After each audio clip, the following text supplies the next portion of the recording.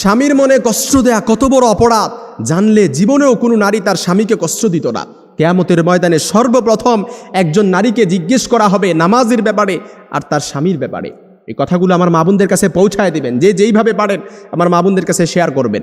আম্মা জান আয়েশা রাদিয়াল্লাহু তাআলা আনহা বলেন, ইয়া মাশারান নিসা, হে নারী সম্প্রদায়, লাউ তাআলামনা হাক্কা আজওয়াজিকুন্না আলাইকুন্না, তোমরা যদি জানতে তোমাদের কতটা দায়িত্ব স্বামীদের উপর, লা জাআলাতিল মারআতু মিনকুন্না তামসাহুল গুবার আন কাদামাই যাওজিহা বিখাদ্দি ওয়াজহিহা।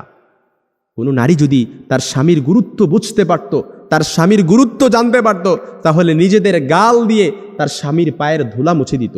সুবহানাল্লাহ বিহামদি, তার স্বামীর ধুলা মুছে দিত নিজেদের গাল দিয়ে। এই জন্য আমার বোনেরা বুঝে না, অনেক সময় স্বামীকে কষ্ট দিয়ে ফেলে।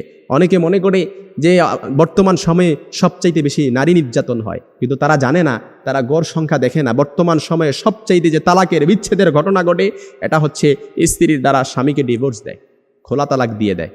স্ত্রীর দ্বারা সবচাইতে বেশি বর্তমান সংসারগুলো বিচ্ছেদ হচ্ছে।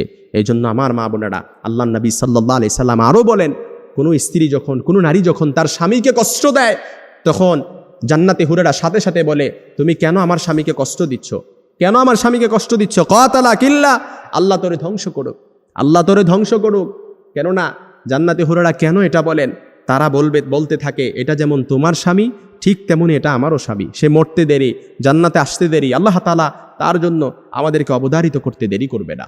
এই জন্য যারা স্বামী পাইছেন, আপনি একটা জান্নাতের টুকরা, হীরার টুকরা পাইছেন, এটার কদর করেন। কারণ আপনার জান্নাত আপনার স্বামীর পায়ের নিচে, আপনার জান্নাত আপনার ঘরে। স্বামী যদি সন্তুষ্ট থাকে আপনি জান্নাতে যেতে পারবেন, আর স্বামী অসন্তুষ্ট আপনি কখনো জান্নাতে যেতে পারবেন না। সব আমল ইবাদত সব কিছু আপনার প্রশ্নবিদ্ধ হয়ে যাবে।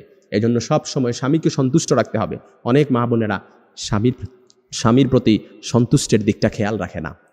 অবশ্যই আপনাকে এই দিকটা খেয়াল রাখতে হবে। কারণ যে স্ত্রীর প্রতি তার স্বামী অসন্তুষ্ট থাকে, কিয়ামতের ময়দানে ওই নারীর দিকে আল্লাহ তাআলা ফিরেও তাকাবে না, তাকে পরিশুদ্ধও করবে না, রহমতের নজর দিয়ে তার দিকে তাকাবেও না। এই জন্য আমার মা বোনদের কাছে মেসেজটা পৌঁছায় দিবেন, যে যেইভাবে পারেন তাদের কাছে শেয়ার করে দিবেন।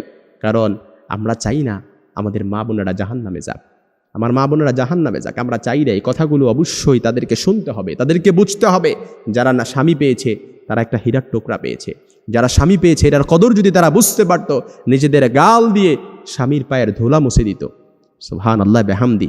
সবসময় নারীদেরকে নারী নির্যাতন শুনে আসছি, কিন্তু পুরুষ নির্যাতন যে ঘরে ঘরে হচ্ছে এটা আমরা জানি না। কথাগুলো দেখবেন অনেকের কমন পড়ে গেছে, অনেকের অহরহ এমন হচ্ছে, কিন্তু লজ্জায় বলতে পারেন না, লজ্জায় মুখ লোকান, কাউকে জিজ্ঞেসও করতে পারেন না। কিন্তু আজকের কথাগুলো এটাই দেখবেন অনেকের কমন পড়ে গেছে। আল্লাহ তাআলা আমাদের সকল নারীদেরকে স্বামীর খিদমত করার, স্বামীর গুরুত্ব বুঝার সহি সমাজ দান করুন।